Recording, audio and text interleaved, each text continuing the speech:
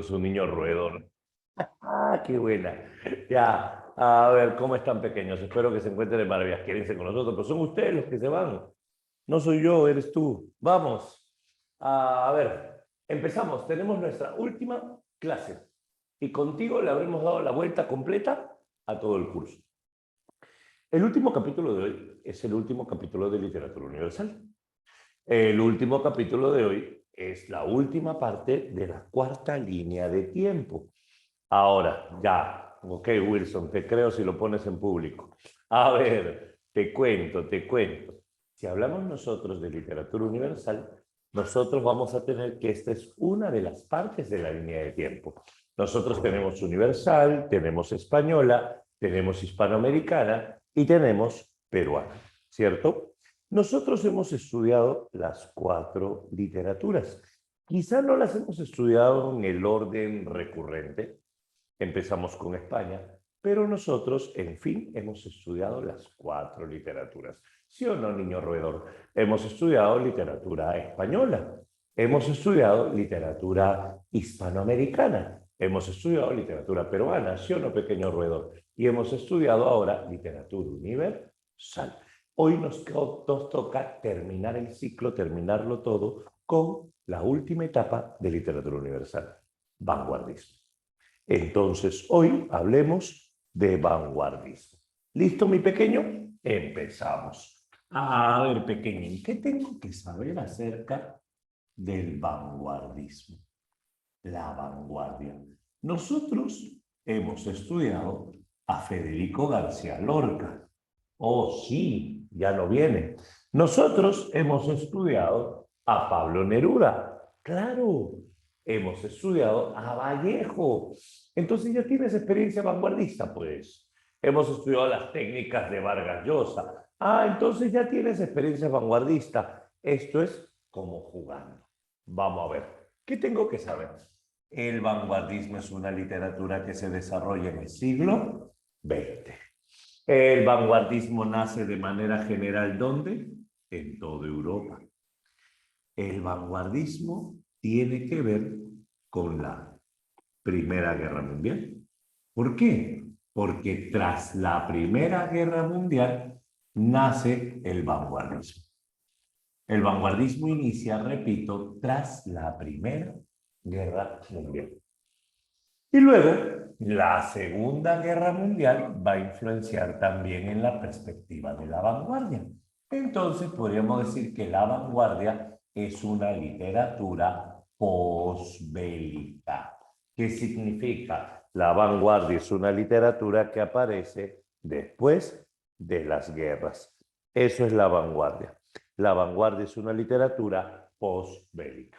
Si hablamos nosotros acerca del vanguardismo, en esta literatura vanguardista yo tengo que recordar algo. Yo tengo mi ejército. Profe, ¿por qué se mete con el ejército? Es que el ejército es algo recurrente en el siglo XX. Estamos en época de guerras. Y ahí dibujo a toda la gente del módulo Aldair. Están todos los niños roedores dibujaditos acá, diciendo chu, diciendo ga, todo eso, ¿cierto? Aquí están todos los niños roedores. Ahora, ¿no me ves? ¿Cómo que no me ves? Aquí estoy, Medali. ¿Cómo que no me ves? Perfecto, gracias. Ahora, entonces, lo que nosotros, no hay cámara, sí hay cámara.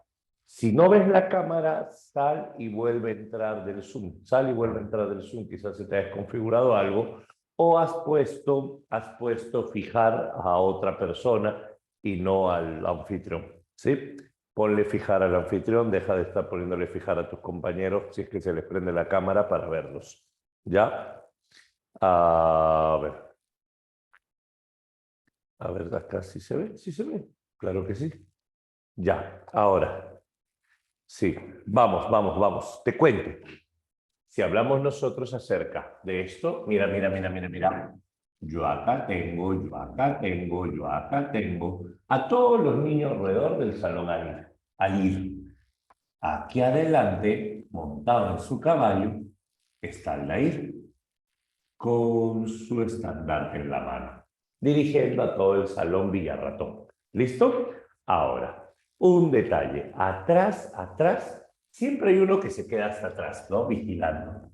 Acá está Wilson, contando sus penas de amor por privado. Listo. Ahí lo tenemos a Wilson contando sus penas de amor en privado. Si yo tengo un ejército, yo le puedo poner nombres a cada uno. Esto de acá es mi tropa, ¿cierto? Esta de acá es la tropa ratón. Este que está atrás era Floro, dice Wilson. Ya, pe Wilson, ya sé todo lo que lloras por ella.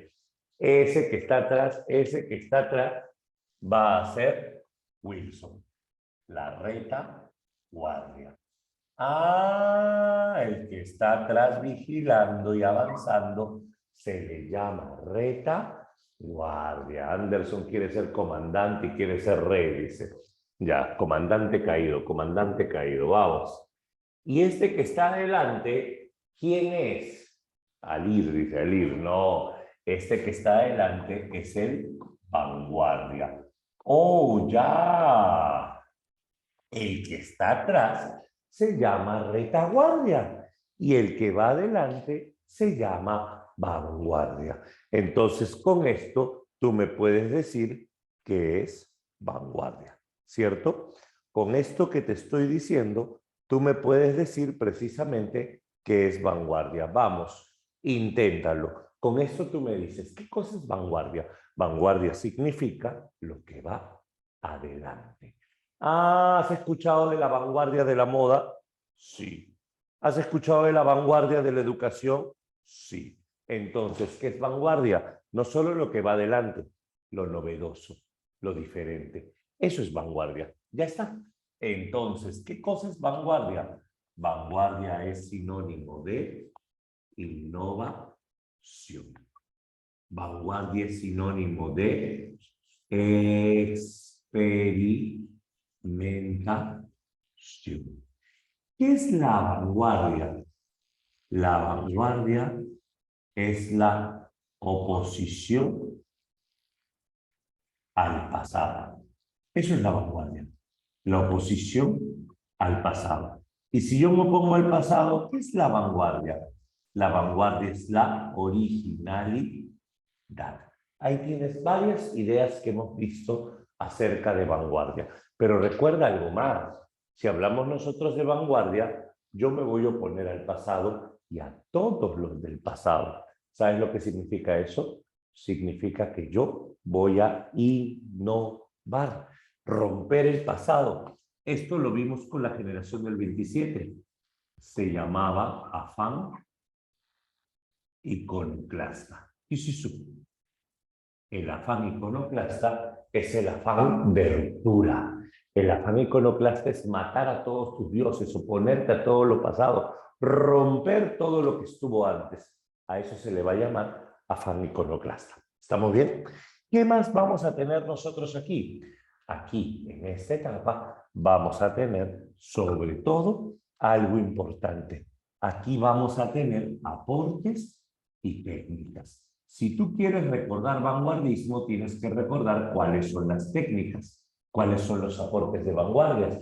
Y recuerda que en el vanguardismo no es un movimiento, el vanguardismo es un conjunto de movimientos. Y estos movimientos se llaman ismos. Ya está. Eso es todo lo que debo saber acerca de vanguardismo. ¿Está fácil hasta acá? ¿Sencillo? Sí, sí, sí, sí, sí. Innovación, experimentación, oposición al pasado, originalidad. Iconoclasta es lo mismo, ¿no? Oponerte a todo lo pasado para crear algo nuevo. Aportes y técnicas y conjuntos de ismos. Entonces, lo que tenemos que ver son los ismos y las técnicas. Por si acaso, esto te va a servir más de influencia que otra cosa. Tú tienes que saber que el vanguardismo es un conjunto de ismos. Y al menos saber quiénes son, ¿no? Cultura general.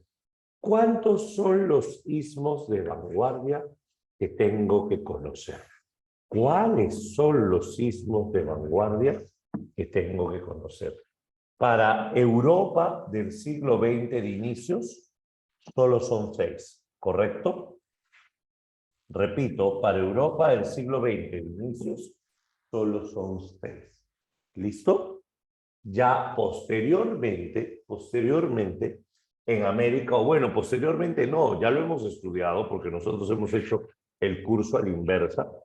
Hemos hablado, por ejemplo, del creacionismo, hemos hablado del ultraísmo, pero la vanguardia principal va a tener lo siguiente. Mira, háblame acerca de los ismos de vanguardia. La primera vanguardia que nace se llama futurismo. El futurismo se caracteriza porque está liderado por el italiano Filippo Marinetti. Y Filippo Marinetti va a caracterizarse por ¿qué? La velocidad. Filippo Marinetti va a caracterizarse por ¿qué? La agresividad, la violencia. Eso representa el futurismo. ¿Listo? Tenemos nosotros, por ejemplo, acá el cubismo. Si hablamos del cubismo, y aparece Guillaume Apollinario. ¿Qué cosa es el cubismo?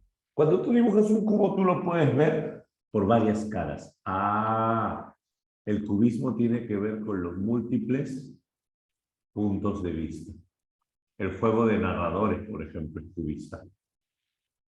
Y hasta dibujar con los poemas es cubista. Por ejemplo, el caligrama. El caligrama es un arte cubista. Tenemos nosotros acá el expresionismo. Si hablamos del expresionismo, aquí nosotros vamos a tener a Franz Kafka. ¿Qué sabemos de Kafka? Franz Kafka va a plantear acá, sobre todo, la idea de que el reflejo del mundo interior, es decir, en el expresionismo se manifiesta el mundo interior del autor hacia el exterior. Acá nosotros vamos a tener la tendencia a la oscuridad, la melancolía, el vacío, la crisis existencial. Eso es expresionismo, ¿cierto? Si yo hubiese venido triste, quizás se me notaría. Si yo estuviese feliz, se me ve. Si yo fuese machista, cuando hablo, se me nota. Expresionismo. Cuando escribes un libro también. Tienes acá existencialismo. ¿Qué es esto? Jean-Paul Sartre. Si hablamos de existencialismo, acá vamos a tener la agonía de la existencia humana, la ley del desprendimiento. A este mundo venimos a sufrir, a este mundo venimos a llorar, nada más. Vamos a tener el dadaísmo, Tristan Tzara, con el dadaísmo de Tristan Tzara, vamos a tener acá lo irracional, la predominancia del absurdo, sobre todo, la bisectriz de un bistec y matar a una monja con un golpe de oreja. Y tenemos el surrealismo. Y el surrealismo de André Breton,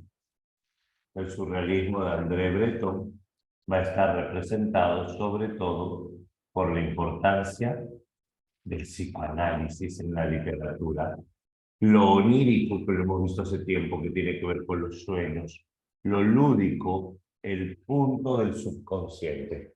Esos son los primeros vanguardistas que aparecen.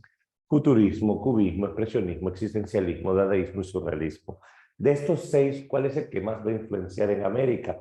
¿Cuál es el que más va a influenciar en Perú, por ejemplo? El surrealismo. El surrealismo es la literatura que más influencia en la realidad. ¿Listo? Aquí tenemos entonces nosotros nuestros ismos. ¿Qué más tengo que saber? Mira. Si hablamos de vanguardismo, otro punto clave que tengo que manejar yo son los aportes de vanguardia. Háblame acerca de los aportes vanguardistas. ¿Esto qué cosa es? Experimentación. Así le voy a llamar. Experimentación. Es decir, el escritor busca hacer cosas nuevas. El escritor desea plantear un arte nuevo. Y para hacer este arte nuevo, va a apelar a diversas técnicas. Va a apelar a diversos recursos. Claro, Marcia. Pero lo primero que vamos a hacer es diferenciar. Primero, aportes literarios, aportes vanguardistas a la lírica. Eso lo vemos con Vallejo y con Lorca. ¿Cuáles eran los principales aportes a la lírica? Vamos a ver, si hablábamos nosotros de la lírica, lo primero que vamos a tener en la vanguardia es el verso libre. ¿Y a qué le llamamos verso libre? Es un verso sin métrica ni rima. A eso se le llama verso libre. Un verso sin métrica ni rima, ¿correcto? Siguiente, nosotros vamos a trabajar acá, en este verso libre, vamos a trabajar sobre todo un arte en donde no te preocupes por lo que vas a decir, o perdón, no te preocupes porque rime lo que vas a decir, porque encaje lo que vas a decir. Al contrario, tú escribe como te nazca. Y si tú escribes como te nazca, entonces aparece, por ejemplo, Javier Herod. Y Javier Herod dice, yo no me río de la muerte. Sucede simplemente que no tengo miedo de morir entre pájaros y árboles. ¿Cómo? Yo no me río de la muerte. Sucede simplemente que no tengo miedo de morir entre pájaros y árboles. ¿Qué significa esto? Obviamente el autor no rima, el autor no pone métrica, lo único que tiene es sentido el poema, busca hacerte pensar. Ese es un rasgo importante del verso libre. Por buscar la rima, puedes terminar escribiendo cosas que no son. Entonces, por buscar la rima, tú puedes cambiar totalmente el mensaje de lo que estás diciendo. Yo digo, por ejemplo, que te amo hasta la muerte, porque tú me importas. Entonces yo te amo hasta la muerte porque tú me importas. Pero hay un problema. Muerte e importas no riman. Y si muerte e importas no riman, ¿qué significa eso? Significa que tengo que cambiar. Entonces yo te amo hasta la muerte porque mi amor es fuerte. No encaja. Portas. Entonces yo amo cómo te portas porque tú me importas. No, si te das cuenta, por matarme buscando una palabra que rime, voy a terminar cambiando el mensaje. Y yo no quiero cambiar mi mensaje. Entonces, ¿qué es lo que tengo que hacer? Escribe como suena. ¿Te das cuenta? Lo primero que te venga a la mente. Martín Adán dijo, tu recuerdo me huele a sombra de cinema y a perro mojado. No rima, no hay métrica. Eso es lo que vamos a tener acá, verso libre. Otro, vamos a tener acá la abolición del yo. ¿A qué le llamamos abolición del yo? No voy a abusar de la primera persona gramatical. En otras palabras, yo no voy a decir yo te amo, yo te vi, yo. No, si la vida te ha dado el gran poder para comunicarte, para que la gente te escuche, no digas yo. Mejor haz que la gente piense, haz que la gente imagine, haz que la gente reflexione. Eso es abolición del yo. Vamos a romper con el yo. Otro, vamos a tener aquí la presencia de metáforas insólitas. ¿Qué es eso? Una metáfora insólita es precisamente Una metáfora que se caracteriza, ¿por qué? Porque te hace imaginar. Una metáfora insólita es una metáfora que rompe a veces con el sentido. Una metáfora insólita es una metáfora que busca hacerte pensar. Eso es lo más importante, pensar. Si hablamos nosotros acerca de las metáforas insólitas, yo podría tener, por ejemplo, aquí, decirte cosas como del cielo caen vacas con el cuerno en el ombligo, que vienen a recordarme que los perros también pueden llorar. ¿Cómo? Del cielo caen vacas con el cuerno en el ombligo, que vienen a recordarme que los perros también pueden llorar. Yo sé lo que es una vaca, yo sé lo que es un perro, tú sabes lo que son cuernos, tú sabes lo que es llorar, yo sé lo que es un ombligo, pero si lo junto todo, no tiene sentido. Obvio, eso es una metáfora insólita. Metáfora insólita es lo que hizo Vallejo. Pasa un hombre, se rasca la axila, estrella un piojo y lo mata. ¿Cómo hablar de psicoanálisis? ¿Qué tiene que ver? Un piojo en la axila y psicoanálisis. No entiendo. Metáfora insólita. Otra característica, en la vanguardia vamos a tener el desarrollo de la dimensión espacial del poema. Cuando hablamos de dimensión espacial del poema, a esto le vamos a llamar caligrama. ¿Qué era el caligrama? El caligrama es cuando usas la poesía para algo más que escribir, para dibujar con las letras. Y si tú dibujas con las letras, te salen cosas así. Esto ya lo hemos estudiado, lo hemos mencionado. Es más, esto es un peruano.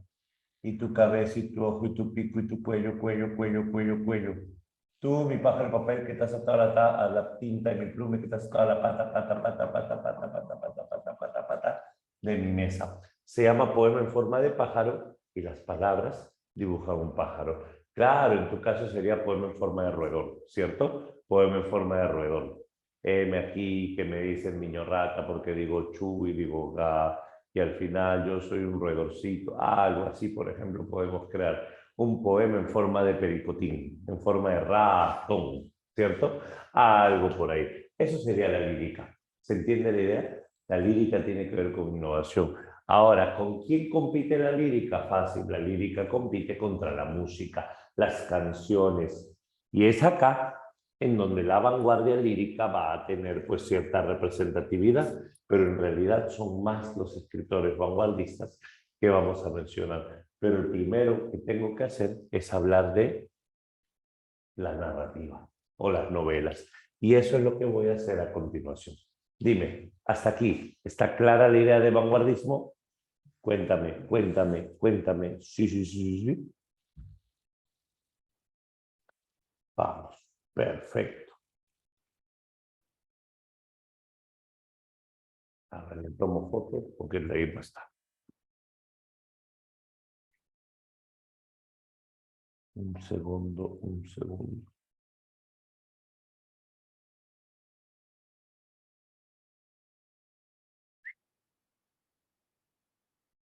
Ahí es.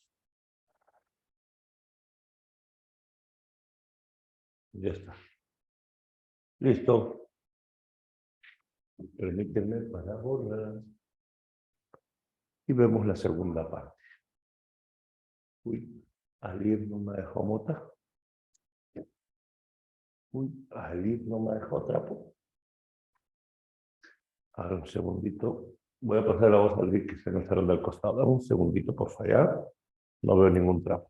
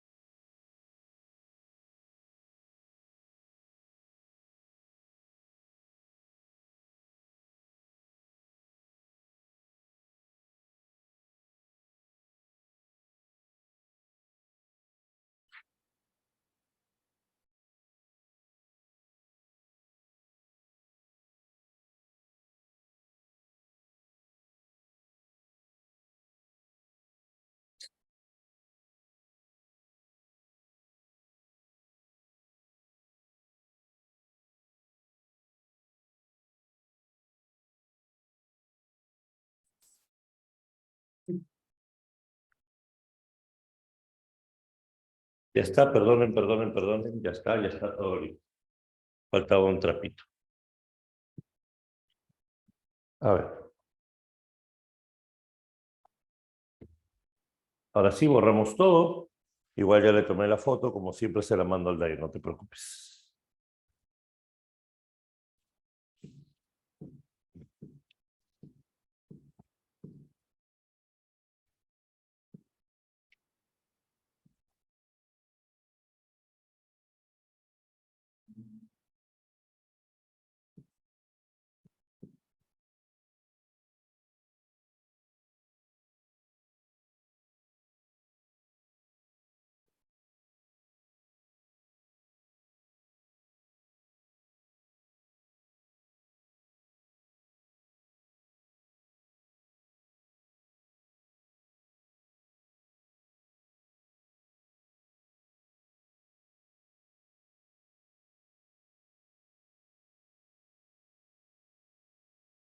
Ya está. Ahora sí, vamos al segundo bloque. Dame un segundo. A ver, el material está aquí. Mira, veamos.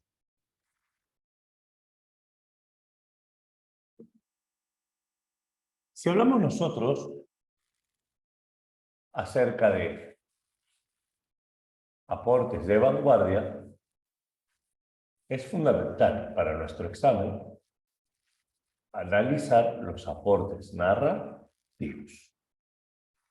Cuando hablamos de aportes narrativos, nos referimos pues a los aportes vinculados con el género épico, ¿no? Porque para San Marcos el género épico es narrativo, no te olvides. A ver, estos aportes sí los conoces, los hemos estudiado hace poquito. Curiosamente, cuando hablábamos de Vargas Llosa, por ejemplo, vimos estos aportes. Ahí nosotros nos pusimos a repasarlos, a ver si los recuerdas. Dentro de los aportes narrativos, nosotros vamos a tener primero los que se vinculan con el narrador. Un aporte que se vincula con el narrador se va a llamar multiplicidad de voces. ¿A qué le llamamos multiplicidad de voces? Le llamamos multiplicidad de voces a la presencia de varios puntos de vista. Le llamamos multiplicidad de voces a la presencia de varios narradores. Eso es multiplicidad de voces, ¿cierto? Otro detalle más que tenemos. Nosotros, hablando de narrador, vamos a tener acá lo que se conoce como la narración objetiva, otra técnica vinculada con el narrador. ¿A qué le llamamos narración objetiva? Nosotros le llamamos narración objetiva a una narración que se va a caracterizar porque el personaje que habla, el narrador, va a ser más que omnisciente, supera al omnisciente. ¿En qué sentido? No en que sabe, sino en que solo describe lo externo. ¿Cómo es eso? La narración objetiva es aquella narración sin sentimientos. La narración objetiva es aquella narración sin rastros de humanidad. La narración objetiva es aquella narración en donde vamos a mostrar todo de manera externa. No vamos a meternos en la mente de un personaje. Es decir, vamos a tratar de emular a la cámara, filmarlo todo. Eso es narración objetiva. Tenemos nosotros por aquí lo que se conocía como la narración mixta. Nosotros llamamos narración mixta a una narración interna y externa al mismo tiempo. Entonces, en esta narración, a veces es probable que se mezcle, pues.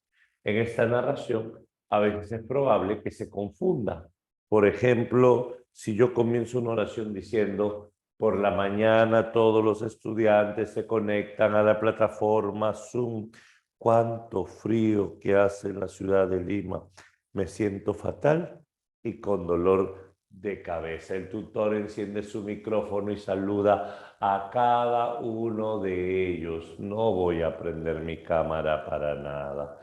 Y entonces, date cuenta, mezclo primera con tercera, mezclo dos tipos de enunciados en un solo párrafo. No los separo. Eso es narración mixta.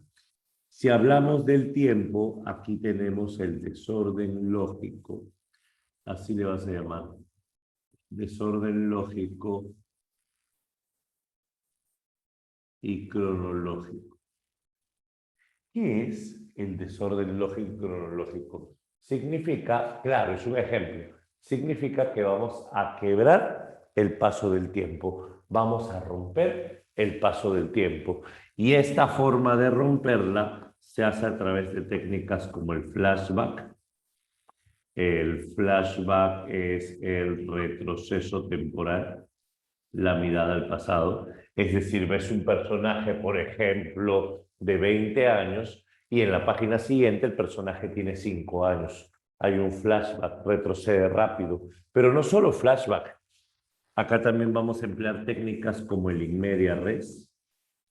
Acuérdate que in media res significa en medio del conflicto. En medio del conflicto. Acuérdate que aquí vamos a tener la alternancia.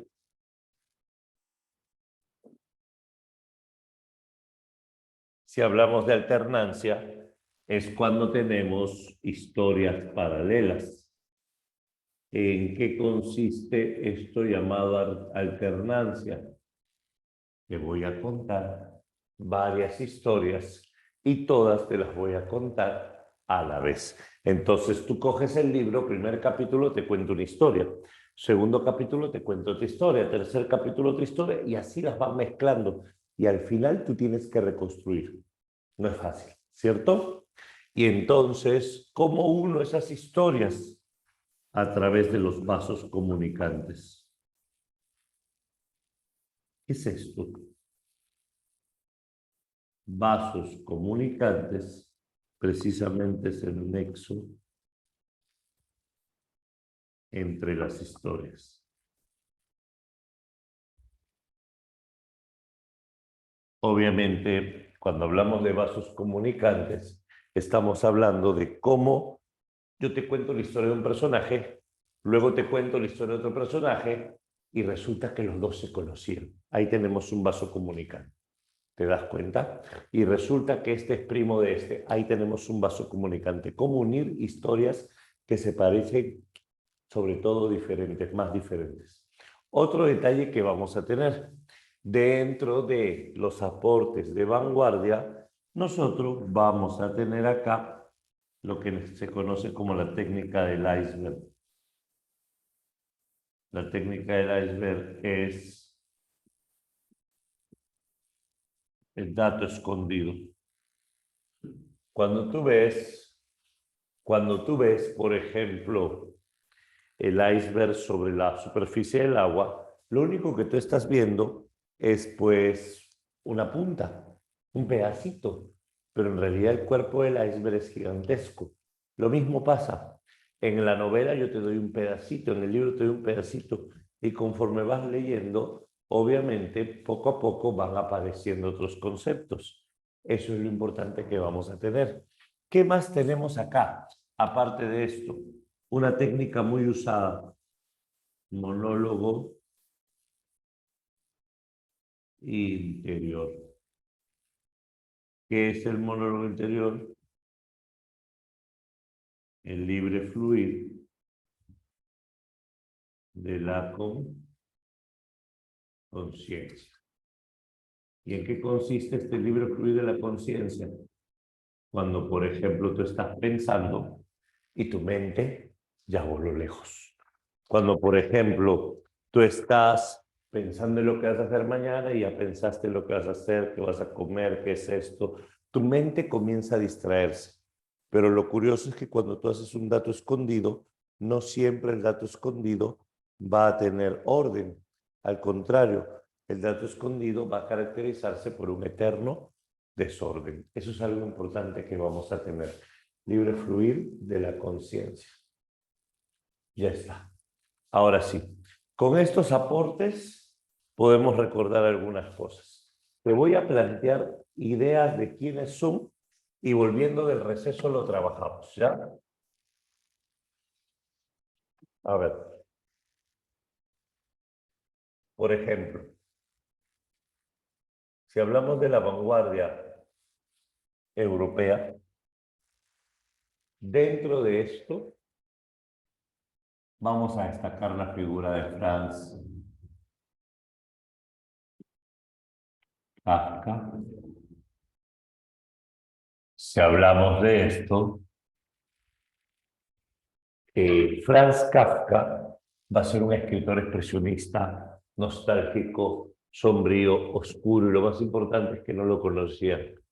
En su literatura, Franz Kafka va a representar la vanguardia con la metamorfosis. Pero recuerda un detalle. Recuerda que la metamorfosis es una novela de Kafka que te muestra cómo el personaje Gregorio Samsa se despierta convertido en un insecto. Sobre eso vamos a hablar en breve, después del receso. Tenemos, por ejemplo, a James Joyce. Joyce, precisamente,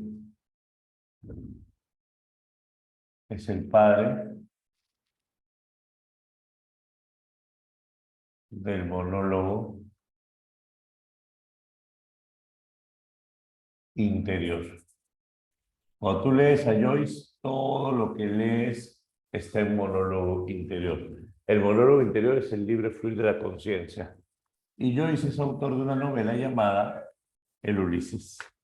Si hablamos, por ejemplo, y con esto vamos cerrando, de vanguardia norteamericana, solo menciono quiénes son para que no te sorprendas.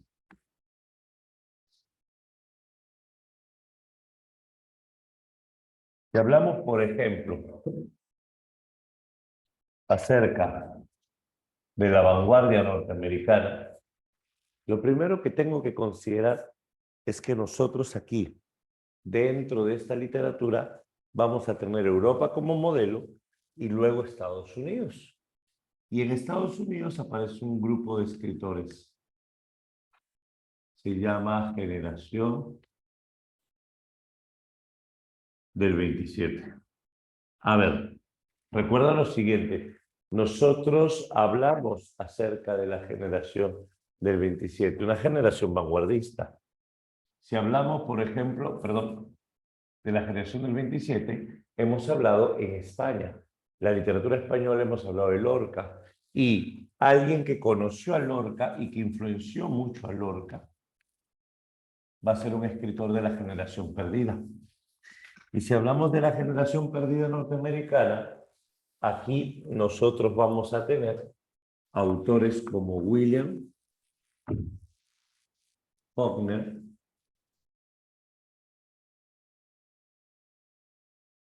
Premio Nobel 1949, por ejemplo, William Faulkner. Vamos a tener aquí a Ernest Hemingway. Ernest Hemingway va a ser representante de la generación perdida, galardonado con el Premio Nobel de Literatura en 1954. Y si te das cuenta, del 49 al 54, 5 años de diferencia, ambos van a tener una literatura que se vincule sobre todo con la idea de la aventura, del cambio, del salir de lo mismo. Y es acá que vamos a ver el viejo y el mal. Aquí nos vamos a detener. Hemos hecho todo el panorama de vanguardia. Ya lo que nos toca hacer la próxima clase o la próxima sesión después del receso